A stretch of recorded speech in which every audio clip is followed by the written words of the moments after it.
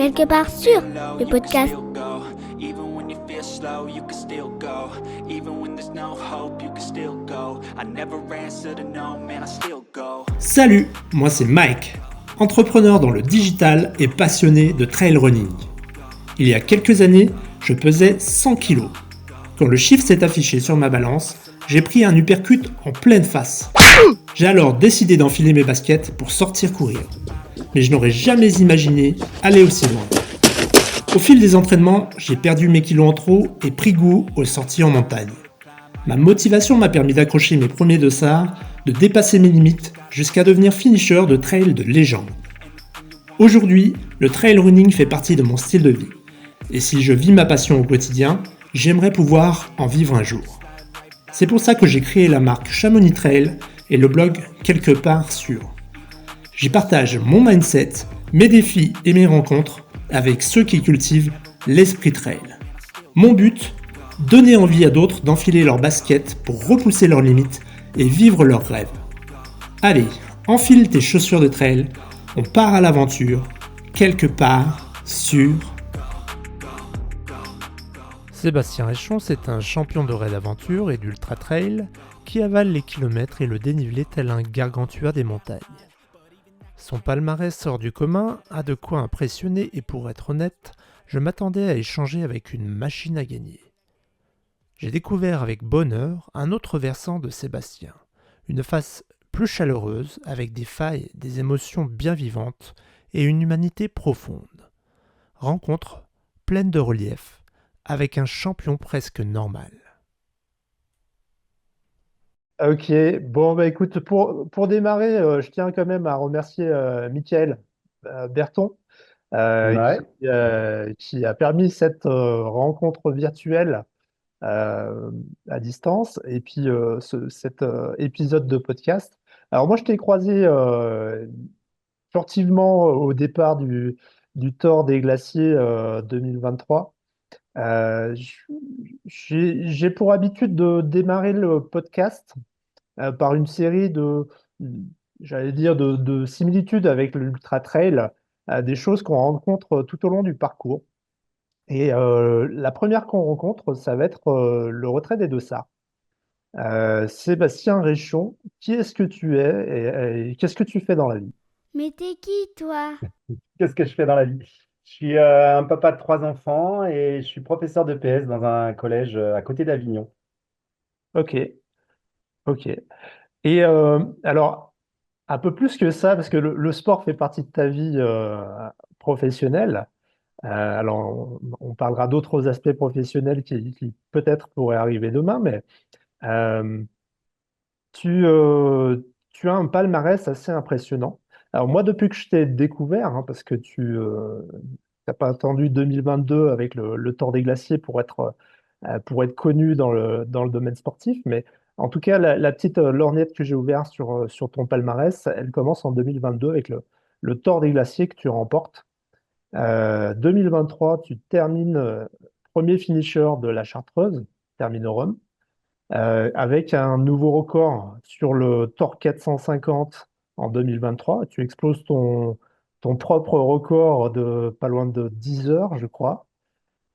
Et puis, tu participes cette année, ou tu as participé en tout cas à la Barclay, avec à ton palmarès une fun run. Euh, et avant le trail, mais avant le trail, il y a pour toi une autre vie sportive et d'autres aventures dans le raid, avec une victoire et la toute dernière victoire que tu as eue sur le Raid in France. Est-ce que tu peux nous en parler un petit peu? Oui, bah c'est vrai que moi, avant de faire du trail et de l'ultra trail, j'ai plongé dans le raid aventure au début des années 2000. Et en commençant sur des formats à la journée, puis des formats sur plusieurs jours à étapes. Et en 2009, j'ai commencé les grands raids aventure non-stop de plusieurs jours. Et là, ça a été une belle révélation. J'ai senti que c'était ça que j'avais envie de faire. Et avec un groupe d'amis autour solide, avec qui on a partagé des aventures incroyables pendant 15 ans. Et c'est vrai que ça fait 15 ans que je fais du raid aventure, qu'on participe aux différentes Coupes du Monde, aux Championnats du Monde chaque année, avec beaucoup de joie, beaucoup d'émotions, avec des souvenirs incroyables. Et oui, il y a un mois, on a refait l'étape de Coupe du Monde en France, Raid in France, qui est un petit peu notre raid de cœur.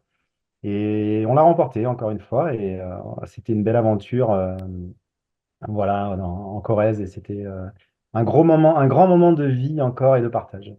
Vous êtes combien? Vous êtes 4, 5 généralement Alors, sur les ces... équipes, c'est des équipes de 4 mixtes. Après, Ouais, dans le groupe, on est, moi, en 15 ans, là, j'ai dû avoir au moins une bonne dizaine de partenaires différents. Donc, d'accord. ça varie en fonction des dispos des uns des autres, en fonction des calendriers. Mais sinon, c'est des équipes de 4 et on doit toujours rester ensemble. Et pour ceux qui connaissent pas le raid aventure, ben, on pratique différents sports enchaînés et on doit toujours rester ensemble, à kayak, VTT, course à pied, tout en orientation, jour et nuit, non-stop. Et on gère notre sommeil, notre alimentation. C'est hyper riche. Ok. Sur Red in France, il y avait combien de... Vous avez mis combien d'heures, à peu près? Et écoute, on a mis pile 4 jours. 4 jours? Ouais, donc ouais, Voilà, pendant 96 heures. jour et Mm. nuit à 4. Ouais, ouais, 4 jours. Alors, la particularité de Red in France, c'est qu'il y a du sommeil obligatoire. Donc ça, c'est pas mal parce qu'à l'étranger, tu gères un peu comme tu veux. Et là, il fallait qu'on dorme 8 heures obligatoirement sur les 4 jours, ce qui est pas beaucoup, mais ce qui est plus que parfois sur certains raids. Ouais, ouais, effectivement. Ta notoriété, ta médiatisation, tu dirais qu'elles ont vraiment explosé à partir de quand? Bon, ben, je pense que le raid aventure, c'est un microcosme, hein, en fait.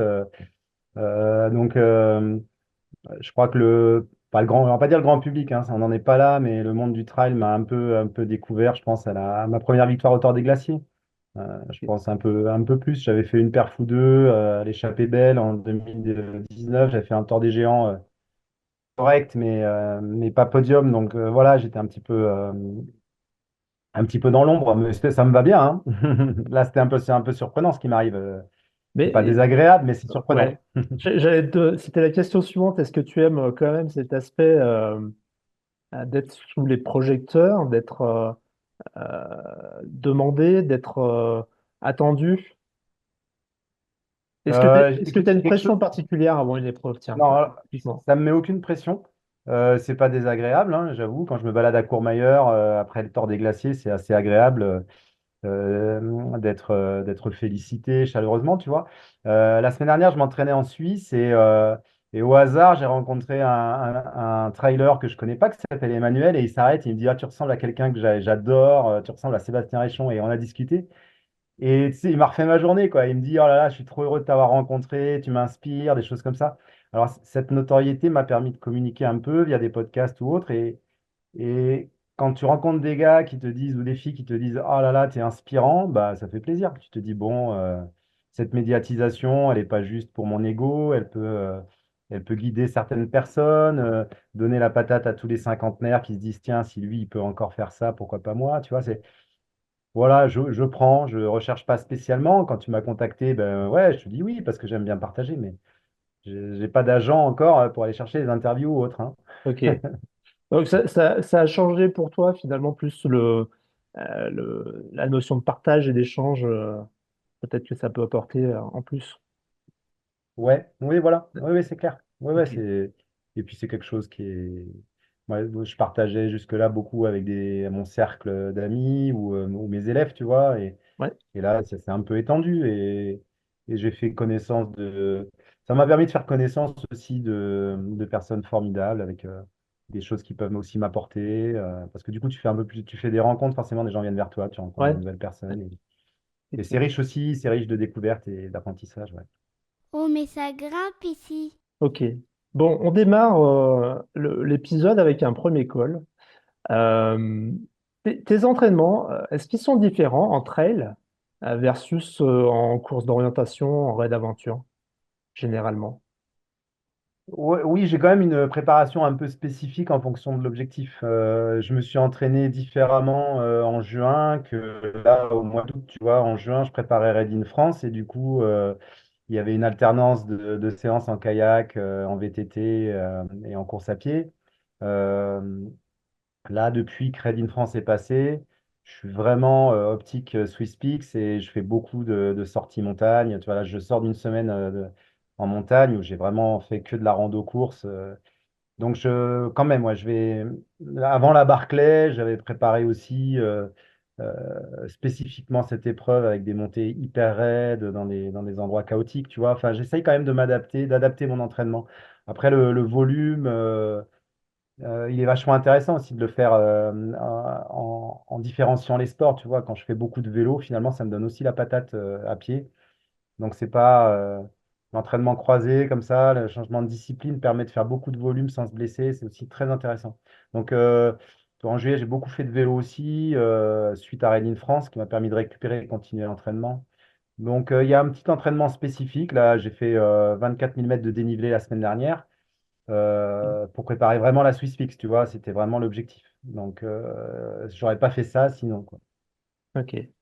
Ouais, gros volume avant à quelques semaines, quelques jours de l'échéance, quand même.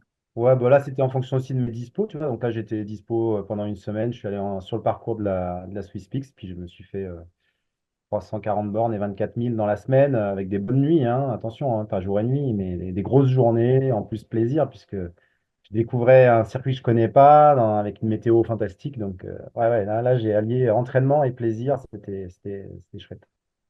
Puisqu'on est dans le col, quel col, quel sommet t'as le plus marqué sur cette reco en Suisse? La fenêtre d'Arpèche, là, c'est la fenêtre, là, on n'est pas loin de Chamonix et c'est l'endroit le plus technique de ce que j'ai reconnu. Et du coup, ça, c'est sympa parce que le parcours est très, très beau, mais beaucoup moins technique qu'un Tour des Glaciers. Et là, cette partie-là, elle l'est. Donc, je dirais que c'est celle-là qui m'a le plus plu. Ouais. Ok. T'as reconnu combien de pourcents de la totalité, tu Et saurais dire? j'ai pas reconnu. Alors, la Swiss Peak, il y a un format un petit peu particulier. Donc, au total, on a 692 km exactement, là, suite à leur reco finale. Ok, Et si tu veux, les 312 premiers kilomètres ne sont pas chrono. On doit les faire, c'est une sorte de pré-fatigue en fait. ouais, On va les faire sur 5 jours au rythme qu'on veut. d'accord. Et on prendra le départ ensuite en même temps que les coureurs de la 360 qui en fait 380 cette année.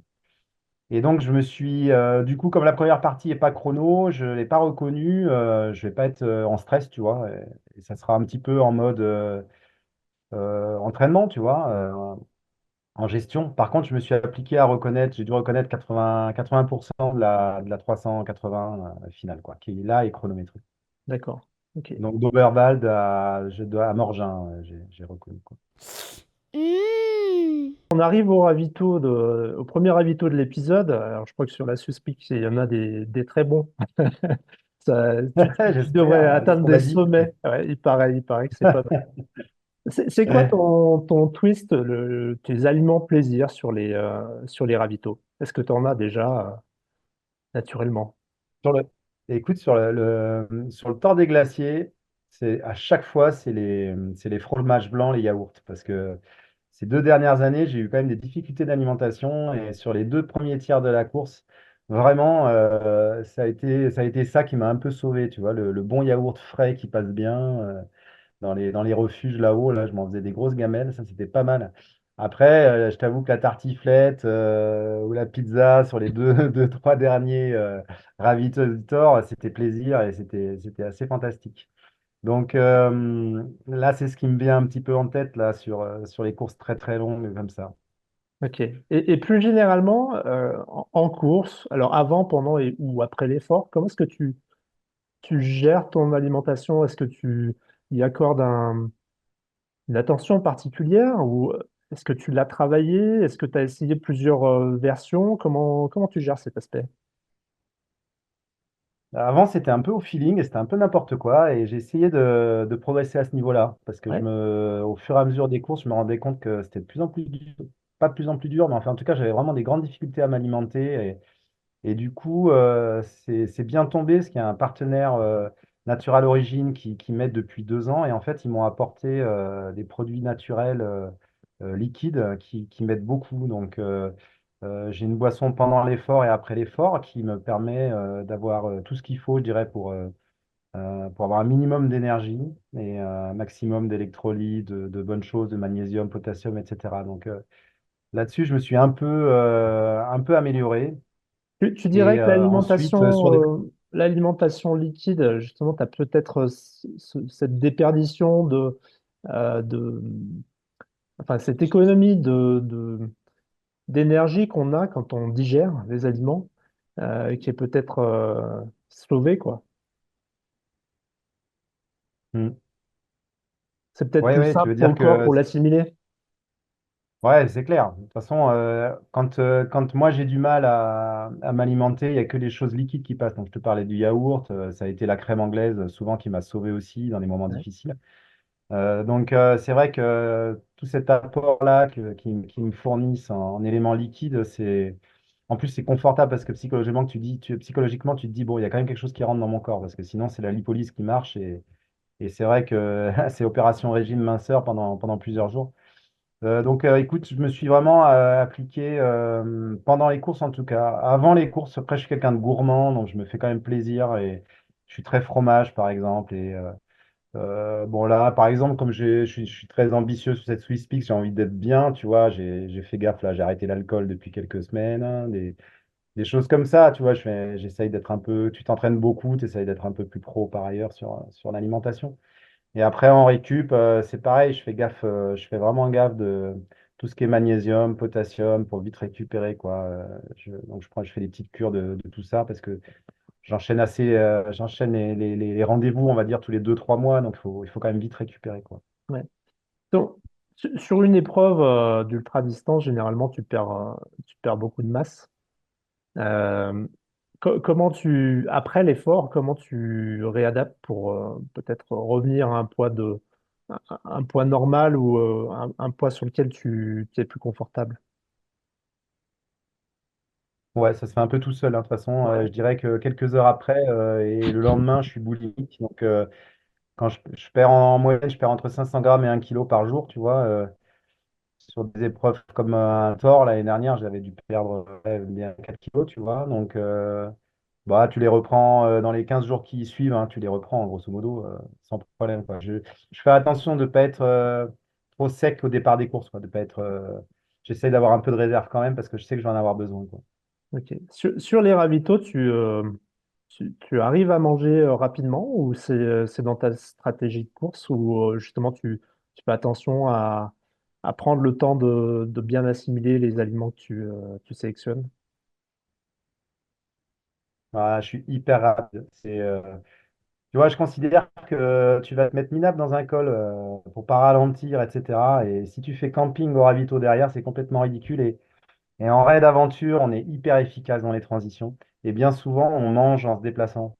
Donc, mes ravito, souvent, je remplis les ziplocs quand je peux, tu vois, de ce qu'ils me proposent. Et puis, je repars tout de suite. Et tout doucement, en tout cas, en ralentissant, je mange en me déplaçant.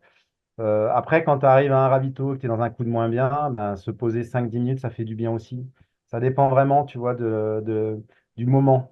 Mais l'idée, c'est quand même, sauf quand t'arrives à une base de vie où tu as décidé de dormir, tu vois, de faire un cycle de sommeil, là, je vais peut-être prendre un peu plus mon temps. Mais l'idée, c'est quand même d'être le plus rapide possible. Je considère que dès qu'on est à l'arrêt, ben, le chrono, lui, il continue de tourner et du coup, tu perds du temps. Donc, je crois qu'il faut gagner en efficacité partout, quoi. Ouais, Mais bon, je te t'as cache ce pas que dans un souci, ouais. moment, sur un tort, j'avais eu un moment, un coup de chaud, bah, je m'étais arrêté 15 20 minutes, j'avais laissé partir l'Italien.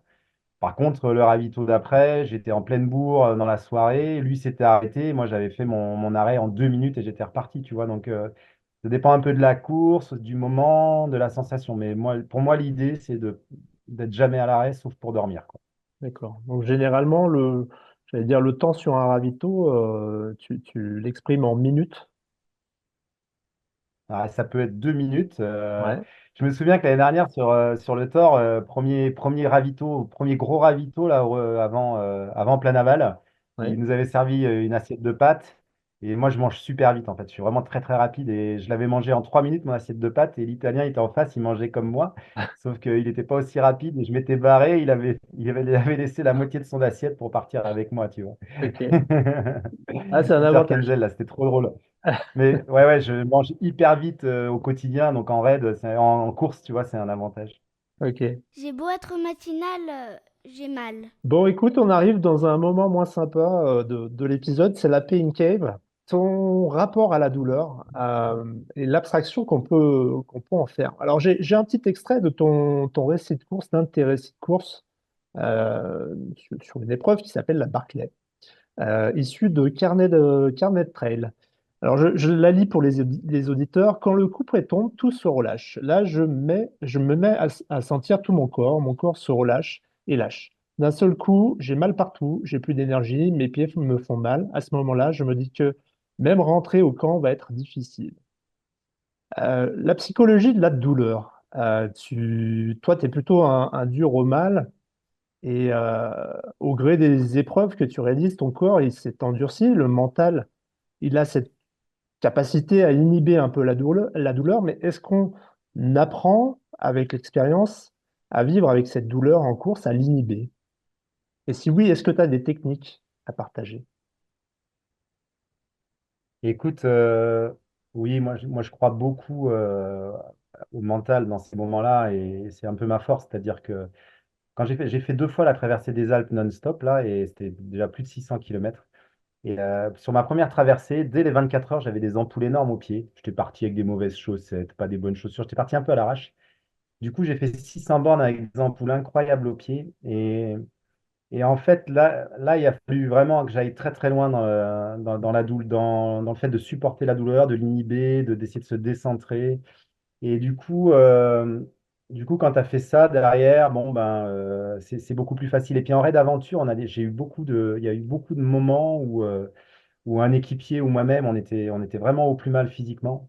Et on a appris à faire preuve de résilience, à patienter. Et en fait, quand il y a un coup dur, quand il y a quelque chose qui va pas, je le sais par expérience. Et ça conforte vachement mentalement parce que tu l'as déjà vécu 10 15 fois. Et tu sais qu'à un moment donné, ça va passer, qu'une douleur va en remplacer une autre. Et donc, mentalement, ça t'aide à le supporter, ça t'aide à patienter. Alors, les techniques, bah, moi, je chante, j'écoute de la musique, j'essaie de penser à autre chose, mais en aucun cas, je me dis, je m'arrête, euh, ou c'est trop douloureux, je peux pas continuer comme ça. Pour moi, ça fait partie de l'aventure. C'est-à-dire qu'il y a des moments difficiles, forcément, il y aura des moments où tu auras des douleurs et tu as juste à l'accepter en fait. Enfin, si tu veux, moi, mentalement, en aucun cas, c'est une source d'arrêt ou d'abandon. Euh, ça T'as rentre pas signé dans cette pour, case-là. ouais, t'as signé pour Tu vois, avoir, ça fait partie du jeu. fait Ça fait partie du partie du jeu. Tu voyage. sais que tu auras mal au pied, tu sais qu'à un moment donné, tu as un genou qui va siffler, mais il va siffler une demi-heure et tu sais pas pourquoi. Et après, il te laissera tranquille, tu vois. Donc, je te parle pas d'une vraie blessure, hein, je sais pas, tu te casses un truc ou autre, tu fais une grosse chute. Là, je te parle vraiment des petites douleurs, genre ampoule, début de tendinite, des choses comme ça. Vraiment, j'ai compris que c'était un frein passager, en fait. Quelque chose qui pouvait te faire ralentir, mais en aucun cas t'arrêter. Alors, j'ai vu des petites recettes, je sais pas, c'est vraiment tellement personnel. Enfin, en tout cas, j'en tiens le moins compte possible. Je la ressens, mais c'est ce que quand j'expliquais, c'est-à-dire que je la ressens, mais elle est secondaire.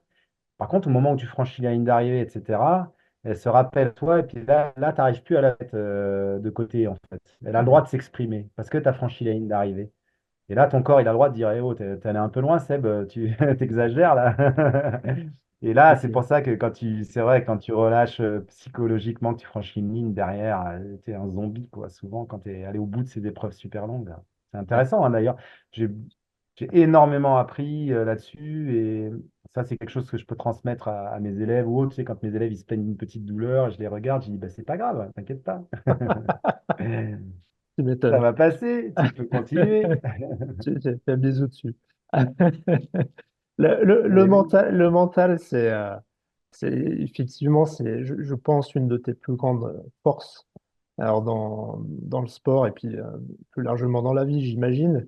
Euh, Est-ce que tu travailles cet aspect? Alors, il y a des techniques, il y a plein de techniques, mais est-ce que tu travailles cet aspect ou est-ce que c'est vraiment ton expérience qui s'exprime?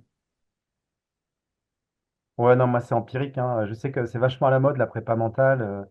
Euh, il faudrait que je m'y penche parce que je pense que je pourrais effectivement apporter beaucoup à certaines personnes de par mon expérience. Moi, vraiment, bon, je suis quelqu'un à la base de très positif, qui a une grande confiance en soi, tu vois. Donc, du coup, avec cette base-là, et avec les expériences incroyables que j'ai vécues depuis 15 ans, si tu veux, voilà, ce mental, je l'ai renforcé, je l'ai développé. En plus, quand tu fais un sport d'équipe, il faut que tu sois à la hauteur, tu vois. Quand tu es des équipes de 4, quand tu pars à 4 sur un raid de 5 jours dans la jungle, où tu te perds, tu te retrouves, tu as des conditions vraiment hostiles, tu es au milieu d'une faune qui peut être dangereuse, où tu es complètement paumé, sous un orage. Enfin, tu vois, il y a des tas d'expériences dans mon parcours sportif qui m'ont apporté au niveau mental, qui me l'ont rendu aussi solide, quoi. Alors, c'est vrai qu'aujourd'hui, en plus, les épreuves de plusieurs jours, ben, c'est important d'avoir un bon physique, mais c'est surtout important d'avoir un gros mental.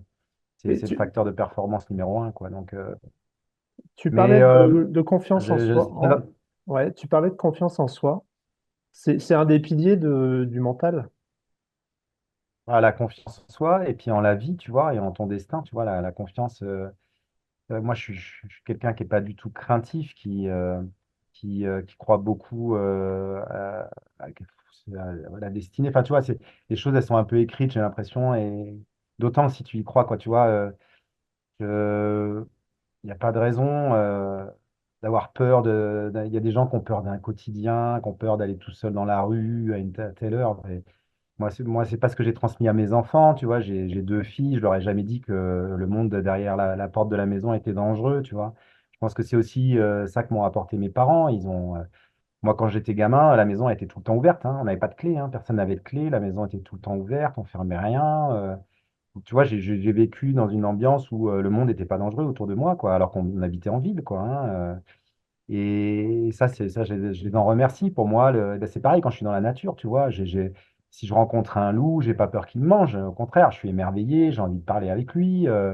S'il y a des patous qui m'agressent, eh ben, je reste zen et puis je leur parle. Tu vois, c'est une question de confiance, tu vois, euh, en la nature, en soi, en la terre, en tout, quoi. Enfin, T'as l'air c'est une d'avoir philosophie de une... vie Ouais, ouais, c'est une philosophie de vie qui s'impose à moi et je suis très content d'avoir cette philosophie en fait.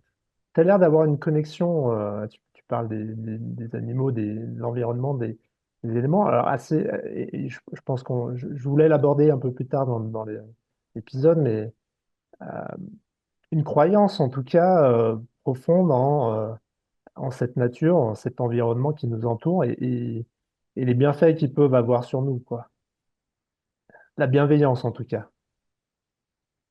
Ouais, c'est ça. Je sais pas, moi j'aime bien les petits signes. La semaine dernière, sur mon entraînement Swiss Peaks, j'étais en fin de journée, j'étais fatigué, j'ai fait un dernier col, mais c'était un mur, tu vois, avant d'arriver à Graken là. Et il reste 10 mètres de montée, et puis d'un seul coup, j'entends un cri perçant. Il y avait un bouquetin énorme avec des bois énormes, et vraiment le patron de la forêt qui était là. Il était à 10 mètres de moi, mais genre, j'y crois, bah, il était là pour me dire bah, bravo Seb, là, tu as fait une belle journée, tu peux aller te reposer, quoi. Ouais. Et pour moi, c'est un peu ça. Quand j'ai fait ma traversée des Alpes, j'ai vu un loup là, sur le dernier col qui m'a regardé.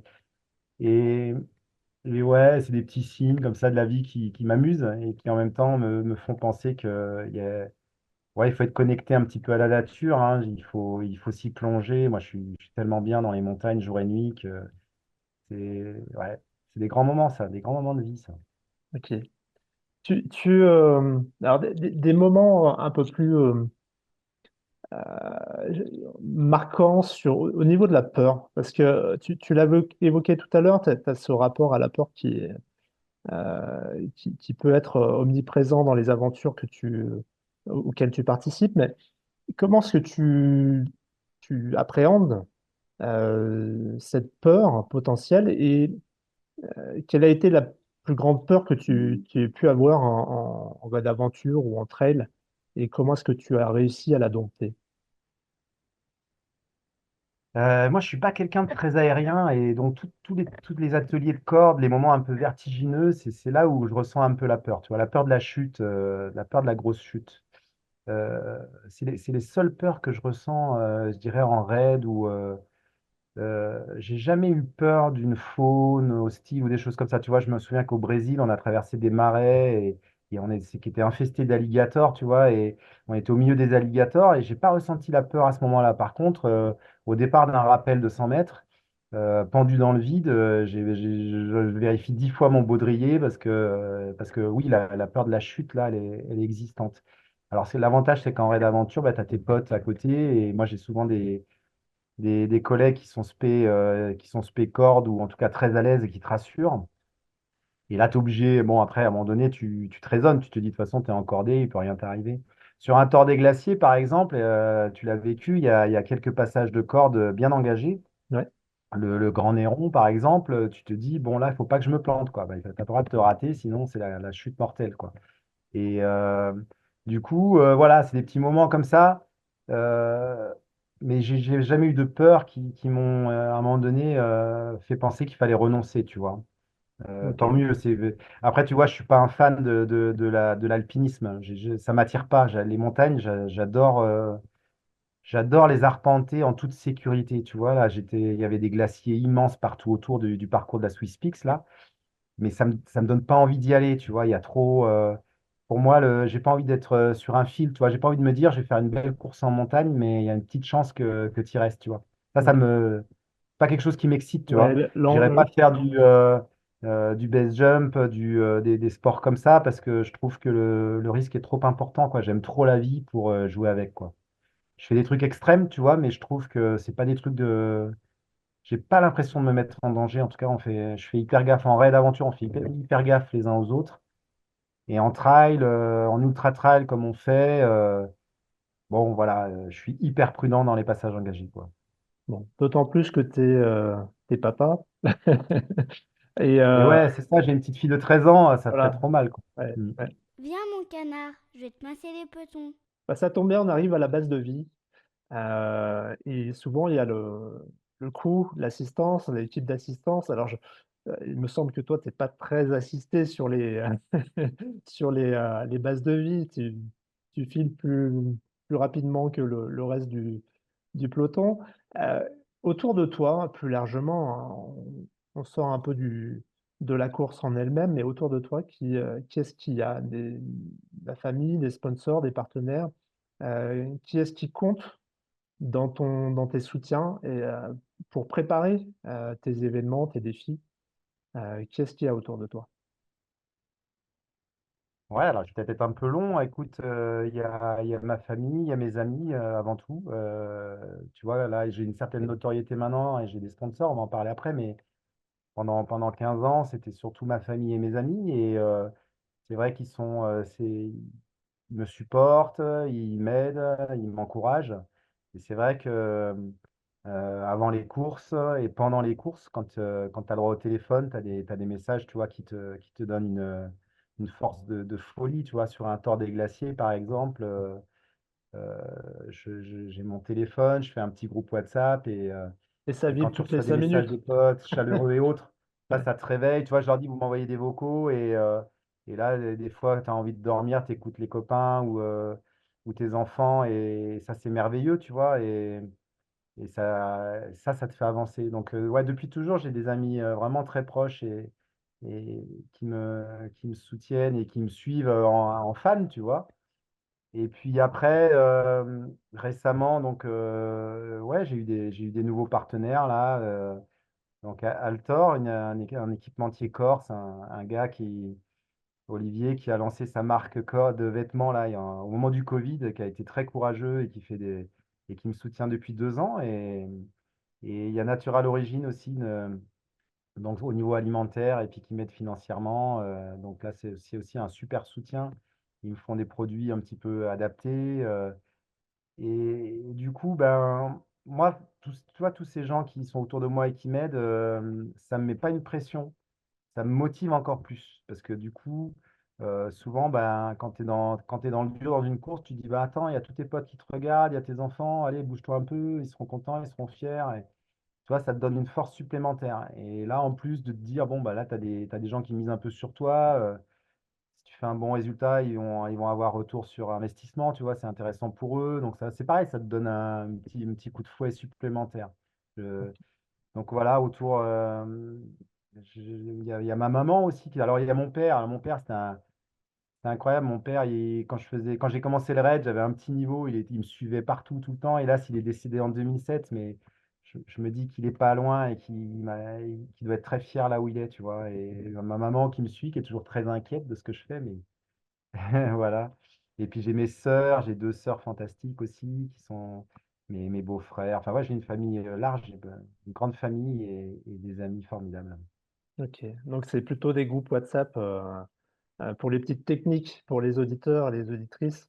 Moi, c'est vrai que ça a été une super force sur le premier Tor des Géants, d'avoir ce petit groupe d'amis et d'une année sur l'autre, ils me disent, mais rajoute-nous dès que tu fais un nouveau défi et ils suivent l'évolution. Alors c'est plus sympa pour eux, pour elles, d'avoir ces échanges pendant la course que de suivre un petit point sur une carte qui avance. Donc Ouais, c'est sûr, c'est sûr. c'est c'est clair. Alors en raid aventure, on n'a pas le droit de communiquer, on n'a pas de téléphone, on n'a rien.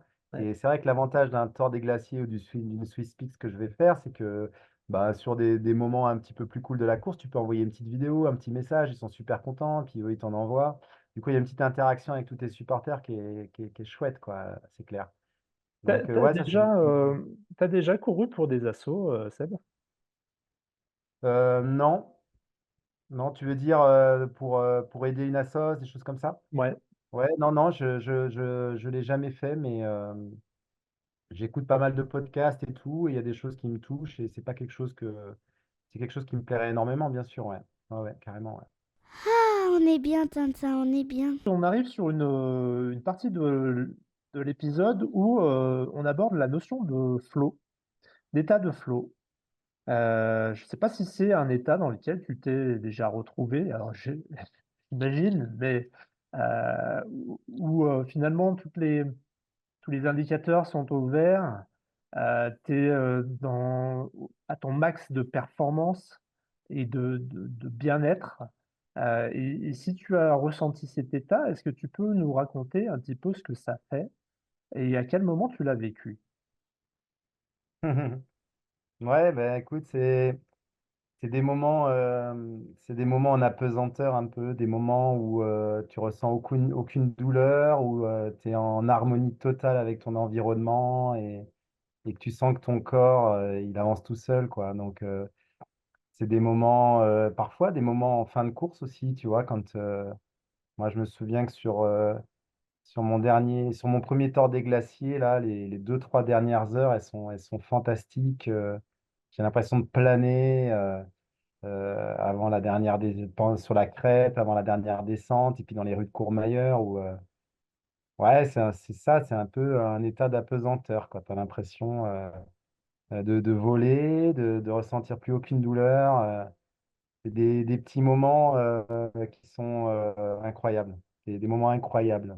Alors, c'est pas sur des courses de 5 jours, c'est pas, c'est pas permanent, loin de là, mais c'est des petits moments comme ça où j'ai le souvenir l'année dernière sur le Thor aussi, d'un lever de soleil où, avant Del Angeli, là, avant le refuge, le ciel était orange, tu vois, au moment du lever de soleil.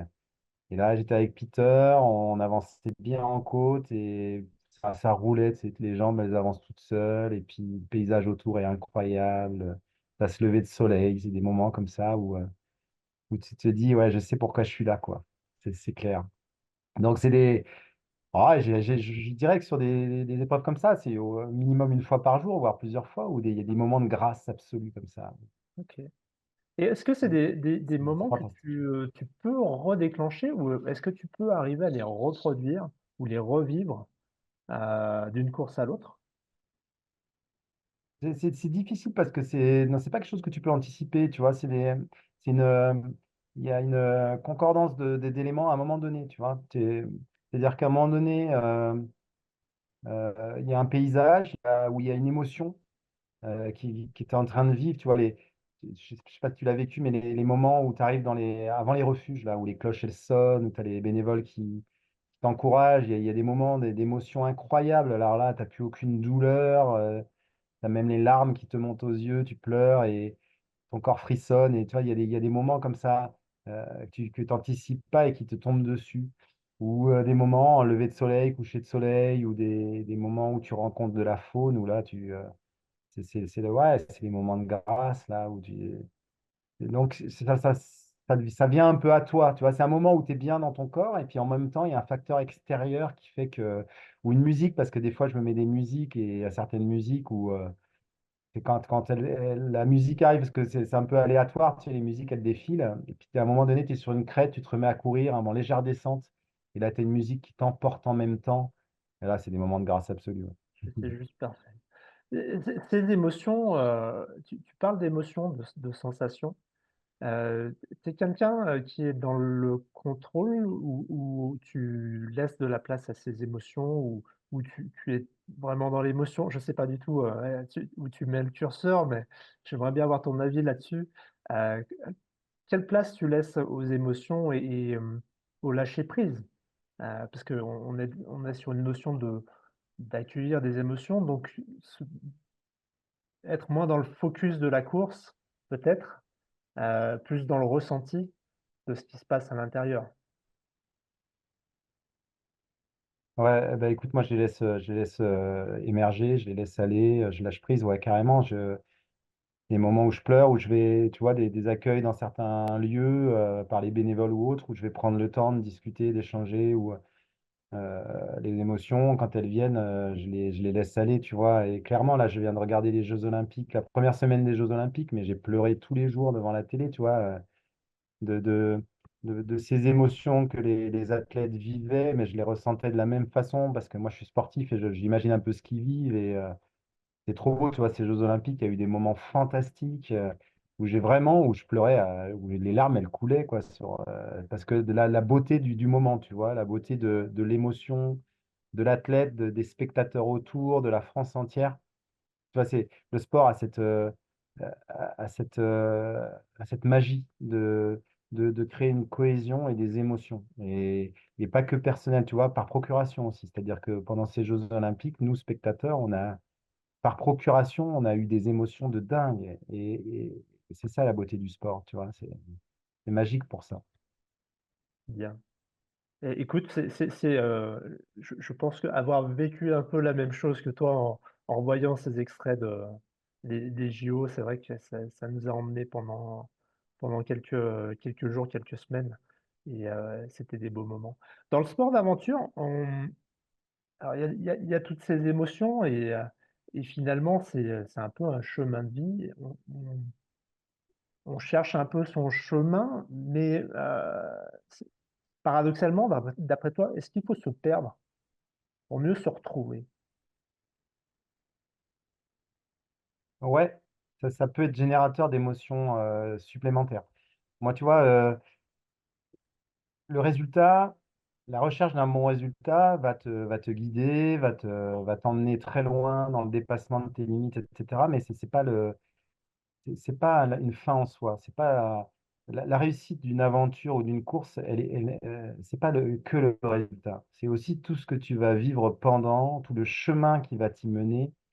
Et j'attache beaucoup d'importance à ce qu'on va vivre pendant l'aventure, au partage qu'on va ressentir, aux événements qu'on va contrecarrer, tu vois. Et effectivement, ça peut être très intéressant de se perdre pour effectivement se retrouver, éventuellement remonter un classement ou arriver au bout d'une recherche, tu vois. Des fois, on galère sur la recherche d'une balise dans nos raids d'aventure, hein. Quand tu la trouves, c'est un moment de joie, de délivrance qui est très fort. Donc, ce que j'aime, moi, dans ces aventures au long cours, c'est ça, c'est tout le cheminement qui t'emmène jusqu'à la ligne d'arrivée et tout ce que tu vas devoir résoudre comme énigme, que tu vas devoir dépasser comme difficulté. C'est ça qui est hyper intéressant. Je suis un compétiteur, hein, mais j'ai parfois été beaucoup plus heureux de seconde, troisième place que de victoire, tu vois, parce qu'il s'était passé énormément de choses en termes humains ou en termes de rencontres dans ces aventures-là. Ouais. Ouais, moi, ce que j'aime dans ce que je pratique, c'est tout ça. Il y a le côté compète qui te permet de dépasser tes limites, d'aller au bout de toi-même, etc. Mais c'est c'est- c'est pas le plus important pour moi. Et mes copains et autres diront que je suis quelqu'un de compète, et je l'admets, hein, la recherche du résultat est importante pour moi. Mais je le passerai pas en premier, tu vois. Je le passerai pas comme. C'est pas ce qui me motive le plus. D'accord. C'est un ensemble, en fait. Ces petits pics d'adrénaline qu'on peut ressentir parfois en fonction des situations. Bah, moi, j'ai la chance, quand je m'engage sur une course actuellement et encore aujourd'hui, de pouvoir vivre cette aventure comme 100% des coureurs au départ. Et en plus d'avoir ce côté, tu peux jouer aussi un podium ou la gagne. Ouais. J'ai beaucoup de chance, hein, et je conçois, tu vois. Du coup, j'ai un petit truc en plus, un petit truc qui me motive encore plus. Mais l'aventure, je suis la même que le dernier du Tour des Glaciers, hein, sinon, pour moi, tu vois, ce que je trouve génial sur un Tour des Glaciers, c'est on a tous le même t-shirt finisher. Moi, j'ai un petit souvenir en plus, tu vois, sur mes deux victoires. Mais finalement, tous les finishers du Tour des Glaciers, on a la même chose et on monte sur le podium de la même façon. Et ça, je trouve ça vachement beau, quoi. Tu vois, je trouve que c'est vachement chouette, quoi. Il y a pas de prime, voilà. Là, on est tous au départ, tous ceux, et je suis admiratif de ceux qui passent plusieurs jours de plus que moi en course sur un Tour des Glaciers. Je trouve que c'est tellement dur comme course que tu vois, si je peux être à l'arrivée pour accueillir quelqu'un du Tour qui a passé 3 jours de plus que moi, je le fais avec plaisir parce que je suis admiratif, quoi. Voilà. Bon, j'imagine que la célébration doit être belle. Je ne l'ai pas encore vécu sur le Tour des Glaciers. Euh, Ça tombe bien. On parle de célébration. Tu viens de rentrer dans la fan zone de quelque part sûr. Et je vais te poser quelques questions des fidèles du podcast. La la la la la la. Donc, j'ai une première question de Martine Marois, qui vient du Canada, qui elle aussi a participé au Tour des Glaciers. Et c'est plutôt en lien avec l'introspection de soi, la spiritualité. Seb, est-ce que la spiritualité est dans ta vie, de manière très large? Euh, je ne suis pas du tout croyant. Je considère que s'il n'y avait pas de frontières et de religion dans le monde, on se porterait beaucoup mieux. Quand je vois un peu les dégâts causés par ben, les guerres de religion depuis toujours, et encore plus aujourd'hui, je trouve ça d'une tristesse absolue. Je trouve qu'au départ, l'idée de la religion est vachement belle, c'est-à-dire que de croire à quelque chose. Mais, euh, mais se battre et s'entretuer à cause de ça, je trouve ça d'une tristesse absolue. Alors, je te dirais pas que j'ai pas des croyances. Pour moi, notre corps humain, le monde, la Terre, elle est tellement incroyablement faite que je me dis qu'il y a peut-être une force supérieure qui est responsable de tout ça. J'en sais rien. J'ai pas, je suis un hédoniste qui profite de la vie au quotidien et qui croit en la vie, en son destin. Et je pense que voilà, j'ai une certaine forme de spiritualité très personnelle je me sens plus proche d'un bouddhiste que d'un catholique ou d'un musulman, c'est clair. Tu vois, mais j'ai vraiment un problème avec les religions et avec les extrémistes religieux qui nous pourrissent la vie au quotidien. Ok. Euh, Concrètement, pour vivre cette spiritualité, on met des guillemets, euh, quelles actions est-ce que tu fais? Alors, elle évoque méditation. Alors, il y a une liste, hein. Méditation, pensée positive, journaling, retraite, yoga, respiration consciente, marche afghane, mantra, etc. Est-ce qu'il y a quelque chose là-dedans qui te cause, que tu pratiques? Ouais, depuis 6 mois, je me suis mis à une certaine pratique de la méthode Wim Hof. Donc, je fais pas mal de respiration avec des alternances d'apnée, mais ça me fait un bien fou je me mets de la musique et je me fais une petite période de 30 minutes. J'essaye quotidiennement de faire des respirations forcées et puis des périodes d'apnée. Là, c'est la méthode Wim Hof. Et des bains glacés le plus possible. Je me suis mis aux douches froides, aux bains glacés et ça m'apporte beaucoup, mais c'est un peu nouveau ça aussi. Et c'est une rencontre une rencontre récente du chéri de ma nièce qui m'a fait adopter cette petite forme de bien-être, on va dire. Voilà, donc c'est plus ça. C'est Et c'est quotidien, assez récent. les bains glacés, c'est plutôt, enfin, bains glacés ou douches froides. Dès que j'ai l'opportunité. Voilà, Ouais, bain glacé, tu vois, en Suisse, la semaine dernière, c'était parfait, quoi. Parce qu'en plus, l'eau venait des glaciers juste au-dessus. Et ouais, du ouais. coup, tous les jours, je me faisais des bains glacés en fin de session, quoi, tu vois. Et ça faisait vraiment du bien. Ok. Et je me fais des douches froides tous les matins. Je trouve que c'est comme si tu appuyais sur un bouton on, tu vois. Hop, là, tu te réveilles bien. Donc ça, c'est nouveau et j'y trouve beaucoup de bien-être. Ouais, c'est vrai que le matin, c'est plutôt conseillé, dans le cycle d'une journée, c'est plutôt conseillé de le faire sur le matin, effectivement. Je pratique aussi un Ouais, petit et alors peu. au début, c'était très dur. C'était très dur les premières fois et maintenant, c'est une routine et finalement, c'est devenu très facile. Alors que je dirais que j'étais quelqu'un de très frileux qui avait du mal à se baigner dans des eaux froides jusqu'à l'année dernière. Donc, comme quoi, Euh, on peut adapter ce sport, le faire évoluer au fur et à mesure des contraintes et puis finalement y ouais, trouver du plaisir, même dans et des puis, choses. même au-delà du bien-être, je pense pour le côté rusticité du corps, hein, versus l'environnement, ça peut être un atout en course, en épreuve.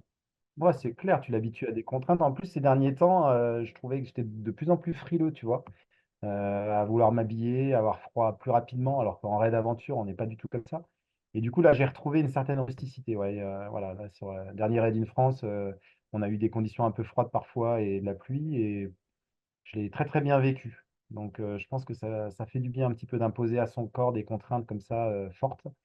Ça ça l'aide quoi, à mieux supporter un quotidien parfois difficile en termes de changement de température et autres.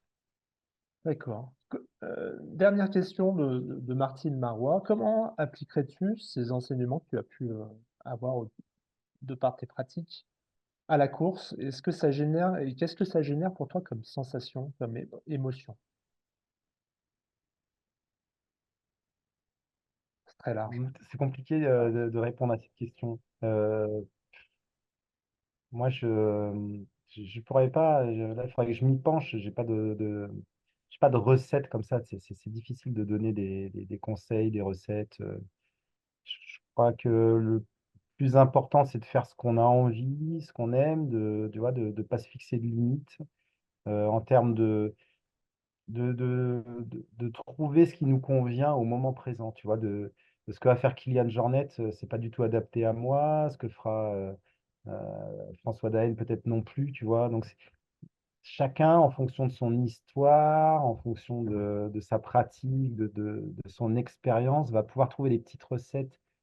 Souvent, on me demande des conseils et je suis toujours très mesuré parce que ce qui me convient à moi va pas forcément convenir à 95% des coureurs qui préparent le Tour ou une autre course, tu vois. Donc, c'est pas évident. Je pense qu'il faut suivre son chemin, avoir confiance, tout en essayant de s'ouvrir quand même, parce que c'est ce que j'ai fait là récemment, tu vois. J'essaie de m'ouvrir à certaines pratiques pour y trouver des sources de progrès. Encore, j'essaie encore à Ouais, mon âge, j'essaie encore de trouver des sources qui me permettent, des petites idées qui permettent de progresser. Parce que je pense qu'il y a encore moyen de progresser au-delà de 50 ans, et il faut y croire en tout cas. ok. Une question d'Emmanuel que tu as croisée sur ta reco de la Suspic. La semaine dernière, Eh oui. Ouais, incroyable. c'est un petit monde, hein. En dehors des blocs d'entraînement avec du volume, as-tu d'autres ingrédients dans ton processus d'entraînement et de performance? Alors, a priori, tu ne ferais pas de sport croisé tel que la muscu ou le vélo. Alors, en dehors des blocs d'entraînement, as-tu d'autres ingrédients dans ton processus d'entraînement? Eh bien, écoute, du coup, avec le raid aventure me permet vraiment de varier les supports. Et du coup, entre le kayak, le vélo et la course à pied, ça me permet musculairement, en fait, d'avoir un tonus complet du corps. Et du coup, ça m'évite de faire de la musculation ou autre. Parce que finalement, avec ces trois pratiques principales, j'arrive un peu à solliciter tous les muscles du corps. Je te cache pas qu'avec mes élèves, je fais pas mal de renfo en fin d'échauffement et que je le fais avec eux. Tu vois, tous les exercices que je propose à mes élèves, je les fais avec eux, ce qui me permet de maintenir une bonne ceinture, tu vois, des petits exercices de muscu, de gainage, d'abdos, de pompe, etc. Tu vois, je le fais avec eux. Du coup, mine de rien, sur une année complète scolaire, ça en fait un peu.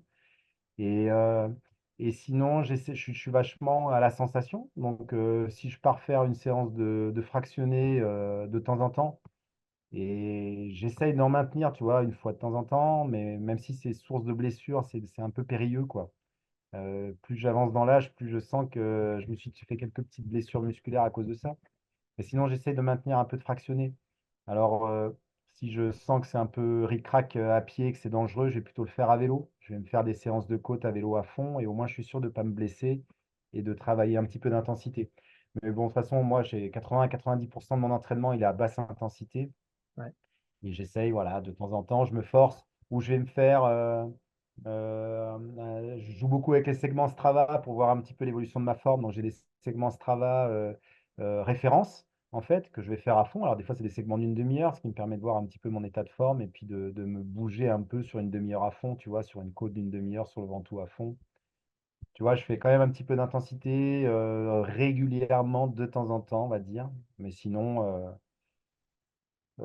voilà, mon entraînement, grosso modo, c'est au feeling. Comme je te disais au début de l'entretien, adapté en fonction de l'objectif. Et puis voilà.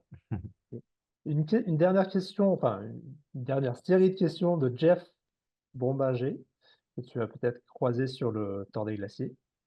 Quel est Ouais. ton endroit clé sur le Tour des Glaciers? Alors, il évoque un lieu de plaisir, premièrement, euh, un lieu physiquement qui détermine ta fin de course en deux.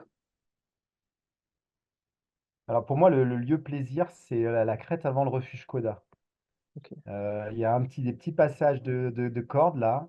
Avant, on en a bien bavé là pour monter. Tu vois, il y a une longue, longue, longue montée, très, très longue. Et on arrive sur cette crête là, il y a quelques cordes. Et là, la crête est magnifique. Et derrière, il y a le refuge Coda qui est perché avec un accueil fabuleux. Et ce moment-là est merveilleux pour moi. Et il y a mince, j'ai perdu le nom, pas Gressonnet. Je sais plus. Euh, bon, bref. Et sinon, le moment clé pour moi, c'est le Mont Gelé. C'est le dernier passage à plus de 3000 avec une descente très compliquée techniquement et en orientation, parce que là, c'est juste quelques cairns pour descendre. Et je l'ai vécu deux fois, mais sur mes deux torts, ça a été des passages compliqués au niveau météo. L'année dernière, j'ai pris l'orage, ça a été très très complexe. À un moment donné, je faisais demi-tour, je remontais au Mont-Gelé au lieu de continuer à descendre pour te dire comme j'étais azimuté complet. Donc pour moi, c'est le moment clé, c'est un petit peu la porte de sortie du Thor, ce Mont-Gelé-là. Ok. Meilleur repas et refuge coup de cœur, c'est quoi pour toi? Sur le Tour des Bah, le Glaciers. refuge sur le Thor des Glaciers, le meilleur repas, c'est la tartiflette. Ça fait deux fois qu'ils me font ça. C'est Champollion, non? C'est quoi? C'est ça? Non, j'ai plus là. Champignon, ouais. Champignon. Ouais, Champignon, voilà, c'est Ouais. ça. Et là, c'est de la tartiflette, tu l'attends un peu parce que quand même, il te la prépare. Mais alors, celle-là, elle est incroyable. Euh, Refuge coup de cœur, j'aime bien Coda, ouais. Ouais, j'aime bien Refuge Coda. Cool. Ok. Alors, on va passer sur la Swiss Peaks. Il te demande si c'est facile finalement de passer de l'atmosphère Thor à une autre épreuve. Est-ce que tu ressens les mêmes choses de cet esprit de Thor ailleurs et notamment sur ta reco Swiss Peaks? Swiss Peaks. Ben, écoute, déjà, pour te dire, ça n'a pas été évident pour moi de faire ce choix parce que le Tour des Glaciers, c'est vraiment le tracé pour moi un tracé rêvé.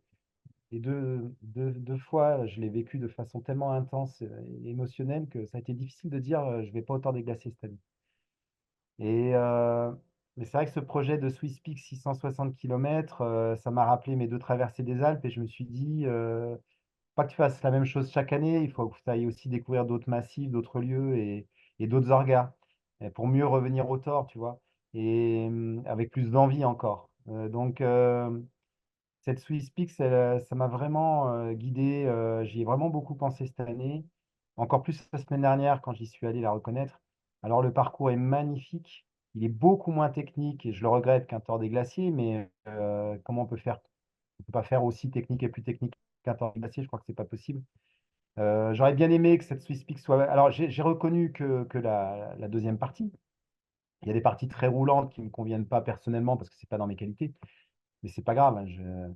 j'ai hâte de découvrir l'accueil. On m'a dit beaucoup de bien de l'accueil, de l'orga et des ravitaux notamment. Donc, je suis très impatient de découvrir cet orga. J'y vais avec une énorme envie et voilà. Et donc, c'est dans 10 jours maintenant, un peu plus. Et je suis très impatient. En tout cas, c'est toujours hyper excitant d'aller sur un nouveau parcours, une nouvelle orga. Et je crois que c'est bien de varier. Mais bon, lâcher le Tour des Glaciers, ça n'a pas été évident, hein. Ok. Est-ce que ça te chaufferait de revenir sur un Tour des Géants? Euh, Quand tu as fait le Tour des Glaciers, c'est pas évident de se dire je vais faire juste le Tour des Géants. Je sais pas, je crois pas que je le ferais. Ou alors ce serait à un moment donné de dire allez, va essayer de chercher un podium sur un Tour des Géants. Euh, Juste un objectif compète, tu vois. Mais comme c'est pas que ce que je recherche, je crois pas que je reviendrai sur le Tour des Géants. Je crois pas. Je, c'est, c'est bête à dire, mais c'est beaucoup trop roulant et pas assez technique du coup. Et non, je suis trop. Allez, consacrer une semaine, aller à Courmayeur, ça sera que pour le Tour des Glaciers. C'est pas possible autrement. Ok. C'est- Ok. En toute modestie, c'est ma course, quoi. C'est la course qui correspond à mes qualités, à mon mental, à mes envies de nature. On est tellement perché haut et au milieu de nulle part. Et puis ce rapport, ce lien avec tous les refuges que tu rencontres, il est magnifique. Donc, ouais, non. Un lien, tu en as un fort avec Sandrine. Et c'est la dernière question de Jeff. À quand une équipe avec Sandrine sur la PTL? On en parle tous les ans, hein, mais il y a tellement d'objectifs fin août, début Ouais. septembre. Bizarrement, ils ont On avait concentré fait toutes les le courses au duo même d'échappée moment, belle hein. une année. Ouais. Bah, tu vois, tu as la Swiss Peaks, tu as la PTL, tu as le Thor. Tout ça, tu peux pas. Bah, si, il y en a qui les enchaînent, Ouais. comme Claire ou Lucas de temps Lucas, en temps, je mais suis tu peux sûr. pas être performant non plus. Donc, c'est d'autres objectifs, quoi. Avec Sandrine, on avait fait le duo d'échappée belle, on s'était régalé une année. Et c'est vrai que on a vécu tellement d'aventures ensemble merveilleuses que peut-être qu'un jour on ira sur la PTL. Et il faudra, pareil, il faudra juste pas aller non plus au tort. Et c'est une question de choix. Ouais, Je, moi je, aussi. je, j'ai jamais fait l'UTMB. C'est pas, si je, L'UTMB a une grande importance dans le développement du trail de notre sport, hein. Mais voilà, cette énorme organisation m'attire moins que partir très haut dans un tort des glaciers. Alors la PTL, je pense, est fantastique à vivre, donc je dis pas que j'irai pas. Et d'ailleurs, on me l'a proposé, il y a des coureurs des fois qui me disent, allez, viens, on fait la PTL, tu vois. Et pour l'instant, j'ai pas dit oui encore. Ok, bon. Mais écoute, on arrive gentiment à la ligne d'arrivée du podcast. Bravo, grande! Euh, pour toi, quelle ligne d'arrivée a eu peut-être le plus de saveur et pourquoi?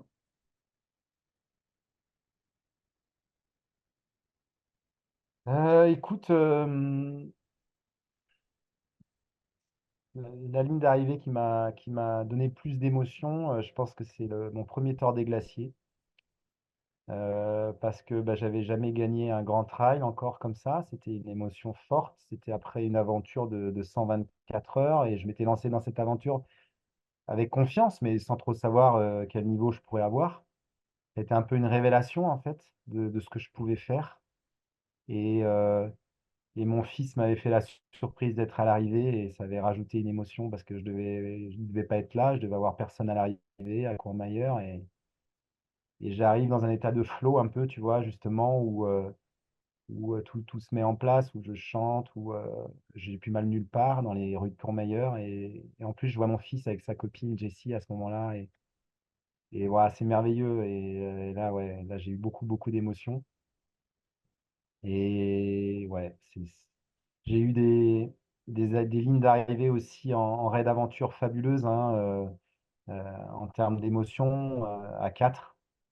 C'est difficile d'en ressortir une, tellement il y en a eu des fantastiques. Mais une fois, sur l'île de la Réunion, on avait terminé au sprint contre les Suédois en championnat du monde. Et on avait perdu ce sprint pour la seconde place, mais on avait fini troisième. Elle a une saveur particulière cette arrivée parce que j'étais en plus blessé au genou là, depuis 36 heures. J'avais lutté et été très loin dans la douleur. Et on avait quand même accroché ce podium et c'est un souvenir d'équipe fabuleux aussi, cette arrivée en raid aventure. Donc voilà, deux lignes d'arrivée qui sont un petit peu mémorables pour moi. Ok. Tes victoires ou comme tu évoquais, tes arrivées, tu les célèbres, qu'est-ce qui se passe pour toi juste après la ligne d'arrivée? Alors, je t'ai vu avec une bouteille Ouais, non, c'est un l'année sentiment dernière, étrange. donc je pense que le bouchon a sauté, mais Alors, c'est rigolo parce que l'année dernière, il y a une serveuse d'un bar qui m'a transmis cette bouteille 100 mètres avant de franchir la ligne d'arrivée. c'est vrai. Elle était très sympa, du coup, c'est pour ça que je franchis la ligne d'arrivée avec une bouteille. Euh, non, écoute, c'est bizarre. C'est aussi quelque chose qui s'arrête, tu vois, une ligne d'arrivée. Même quand tu gagnes, c'est aussi la fin d'une aventure et c'est pas forcément un moment, t'as envie que ça dure aussi, tu vois. Donc, il y a un moment triste aussi. Quand tu franchis une ligne d'arrivée, ça veut dire que la petite parenthèse de vie là, que tu viens d'avoir, qui est fabuleuse, elle s'arrête. Et tu vas retourner dans un quotidien. Tu vas avoir beaucoup de monde autour de toi, tu vas retourner bosser. Je dis pas que j'aime mon métier, il n'y a pas de problème, tu vois, tu vas retrouver ta famille, mais tu retournes dans un quotidien dans lequel tu étais complètement sorti. Tu vois, toutes ces courses que je réalise, c'est des moments hors du temps, hors de. Et du coup, voilà, quand tu franchis une ligne, ça s'arrête, c'est un peu dur, quoi. Il y a un petit côté Et donc, il y a un blues. moment de joie, Ouais, forcément. ouais, Moment de joie, mais il y a une petite nostalgie aussi. ok. Ah, c'est l'heure de la mousse. Euh, Justement, ce retour au quotidien, est-ce que tu as des... Et là, on est plus sur la phase de récup d'après. Est-ce que tu as des routines de soins, un besoin de prendre du recul ou au contraire, est-ce que tu restes très actif? Est-ce que tu te replonges à 100% dans le quotidien? Et comment tu te Ouais, projettes sur écoute, non, j'ai des pas. nouveaux défis? Ouais, c'est plutôt ça, parce qu'il y a. Du coup, ce petit sentiment, il peut y avoir des petites mini. Tu as vécu un moment tellement fort que c'est pas évident derrière, Ouais, tu vois, de retourner effectivement dans un quotidien avec des émotions classiques, une vie classique. Donc, du coup, il y a souvent des petits moments un peu nostalgiques. Du coup, tu es fatigué en plus. T'es vraiment très fatigué. Tu as des moments, tu as besoin de récupérer pendant 15 jours, 3 semaines ton sommeil, ton alimentation. Du coup, la solution, elle est plutôt de se fixer très vite sur des autres objectifs. Donc, très vite, je suis sur d'autres objectifs sportifs, ce qui me met dans un coin de la tête quelque chose de sympa qui se projette. Tu vois ce que je veux dire? Du ouais, coup, voilà, ça me permet de. J'essaie de vite passer à autre chose, en fait. Souvent, ok. j'écris vite mes résumés de courses. J'aime bien faire des petits comptes rendus de mes courses. Je les écris vite, comme ça, c'est une façon de conclure le truc et de pouvoir avancer et de partir sur quelque chose d'autre. Sur d'autres tâches. Voilà, je suis beaucoup dans l'instant et dans le futur et pas trop dans le passé. Voilà, je suis pas là. Voilà, j'essaie de vite me projeter dans autre chose, en fait. Bon. Le futur à court terme, c'est le 26 août. Il y a la Swisspix 660. Alors, pour rappel, c'est 49 000 en dénivelé positif. Je crois que vous êtes une centaine à prendre le départ. À quelques jours de cette toute nouvelle course, toi, tes sensations, c'est quoi? C'est hyper agréable de se dire que là, ça va durer longtemps en plus, parce que le format de course va faire que on va partir 15 jours, grosso modo, 2 semaines en montagne entre le départ de la course et la clôture. Donc, c'est de l'excitation, c'est de l'impatience. Et là, j'ai fait une bonne semaine d'entraînement qui m'a donné confiance la semaine dernière. Donc, du coup, j'aime bien arriver dans ces grandes échéances avec le sentiment d'avoir fait ce qu'il fallait à l'entraînement. Tu vois, ça te donne une certaine sérénité. Donc, là, je dirais, j'ai de l'impatience et de la sérénité.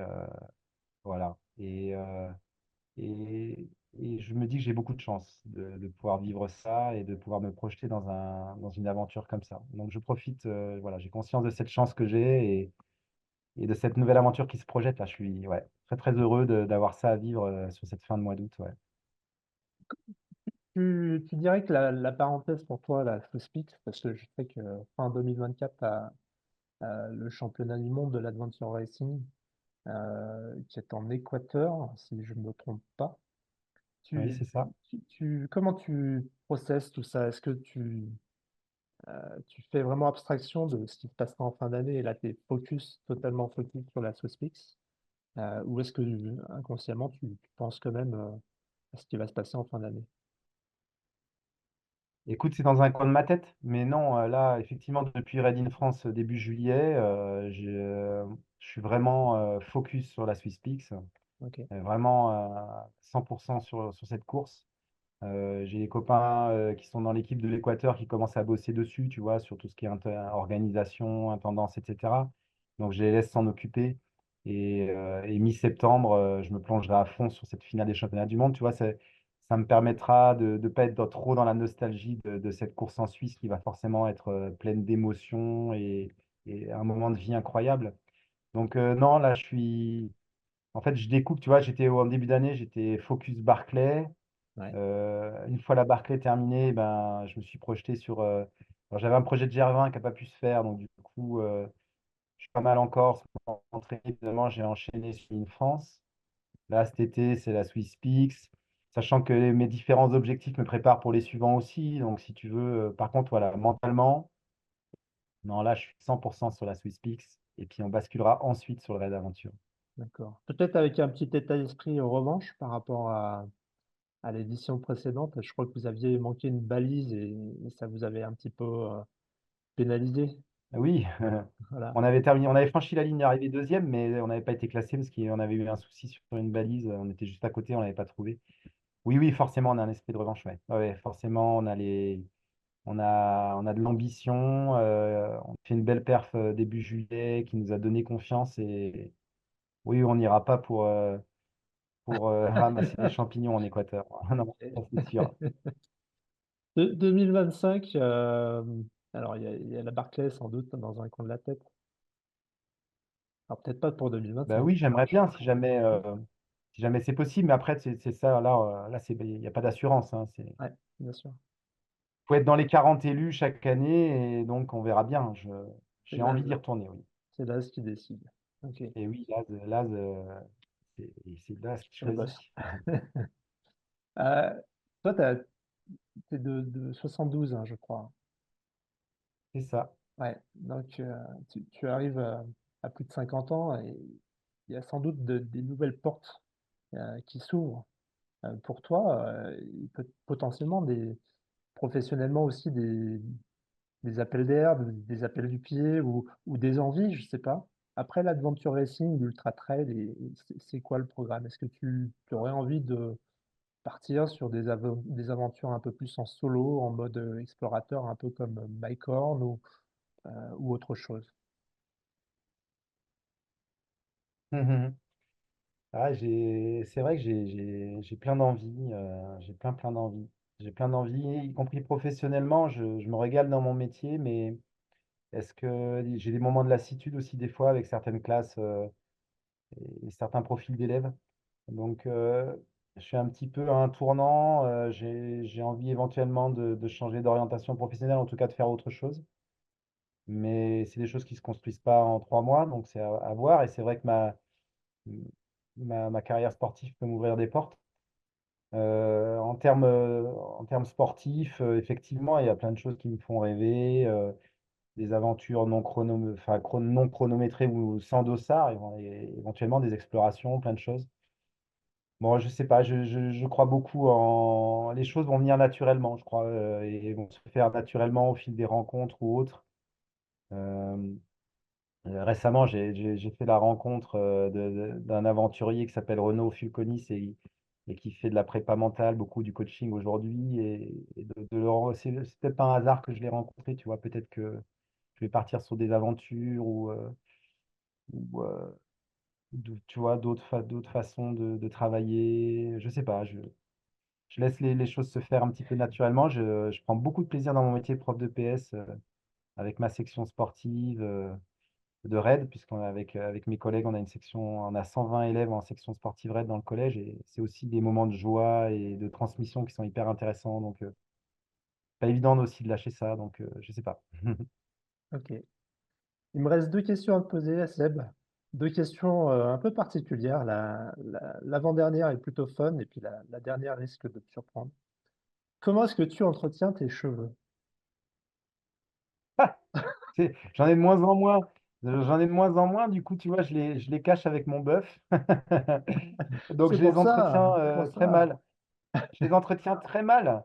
Allez, je sais pas si ça sera. Tu vois, là, j'en ai de moins en moins. Là, j'ai les oreilles de Mickey. Donc, derrière, ça va encore.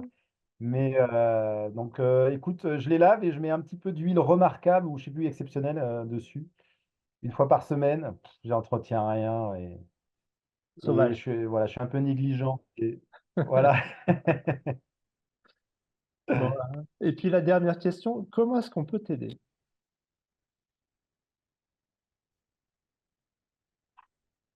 Comment est-ce qu'on peut m'aider? Alors, euh,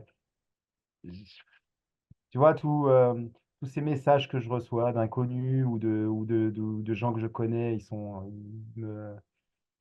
hyper touchants et souvent, ils sont hyper inspirants aussi. Tu vois, déjà, des fois, on me dit, tu m'inspires, mais juste de me dire ça, ben, ça m'encourage à continuer à avancer et puis à vivre et à transmettre des choses. Euh, C'est sûr que là, tout à l'heure, j'avais un message, tu me parlais de Sandrine Béranger, elle m'envoie un message et elle me dit, ah, ta semaine dernière, tu m'as impressionné, tout ce que tu as fait et que tu l'as encaissé, etc. Et je lui répondais, ouais, il faudrait que je devienne professionnel, comme ça, je suis sûr que j'ai une marge de progrès énorme si en fait, je ne faisais que ça, quoi. Donc ouais, écoute, si un de tes auditeurs a beaucoup d'argent, il ne sait pas quoi en faire hein, et qui veut être mon partenaire et m'aider et m'aider pendant quelques années à vivre des aventures incroyables et à pourquoi pas à passer professionnel, il me contacte en message privé, ce serait fantastique. Mais encore, c'est vrai que quand je vois des fois, moi, enfin, tu vois, euh, c'était intéressant ces Jeux Olympiques de voir certains athlètes qui se débrouillent certainement avec pas grand-chose et qui sont performants, et puis d'autres, les basketteurs américains qui gagnent des millions, voire plus, se côtoyer. Tu te dis que tout le monde n'est pas à égalité et malgré tout, les émotions générées sont les mêmes hein, entre quelqu'un qui tire à l'arc ou la finale de basket. Tu vois, c'était des mondes différents qui se côtoyaient. Et des fois, je regardais ça un petit peu en me disant, ouais, quand même, si toi, tu pouvais faire que ça, eh ben, tu aurais peut-être eu aussi quelques années de vie différentes, quoi, où tu pourrais avoir d'autres projets, aller encore plus loin dans certains domaines. Ce serait pas inintéressant à vivre. Mais pour ça, il faut avoir beaucoup de chance, rencontrer les bonnes personnes ou avoir des contacts que j'ai pas forcément. Ok, bah écoute, Ou je vais pas chercher d'ailleurs. C'est pas si, ce que j'ai si cherché, peu- quoi. ouais, ouais, bien sûr. Si potentiellement dans nos auditeurs, il y a cette perle rare, eh ben, écoute, ce sera banco. Ouais, ouais, voilà. Et après, c'est une question de feeling. On pourrait construire Ouais, des bien choses sûr. ensemble, là, c'est sûr. Ok. Ben écoute, merci beaucoup pour cet échange. On te souhaite le meilleur pour la Swisspix à venir. Ça, on s'inquiète pas trop Ouais. pour toi. Et puis de belles aventures à venir fin d'année. Puis on croise les doigts pour 2025. Merci beaucoup. C'était un plaisir d'échanger. Merci à toi. Merci. Salut. Merci d'avoir écouté cet épisode palpitant de Quelque part sur. J'espère que ce récit vous aura donné envie d'enfiler vos baskets, de partir à l'aventure ou de relever de nouveaux défis pour faire un pas de plus vers vos rêves. Découvrez les futurs épisodes en vous abonnant au podcast. Je vous invite aussi à découvrir le blog quelquepartsur.com soutenu par Chamonix Trail. Vous pouvez me contacter via Insta ou LinkedIn. Je vous dis à très bientôt pour de nouvelles aventures et n'oubliez pas que le trail, C'est wild. C'est wild. Even when you feel low, you can still go. Even when you feel slow, you can still go. Even when there's no hope, you can still go. I never answer to no, man, I still go.